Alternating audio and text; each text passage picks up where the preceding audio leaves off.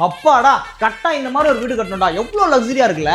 அதுக்கெல்லாம் பல லட்சம் ஆகும்னே. ப்ரோ வெறும் ஸ்கொயர் ஃபீட் 55 ரூபா இருந்தா போதும். இதே மாதிரி உங்க வீட்டையும் லக்ஸரியா மாத்தலாம். அவ்வளவுதானா?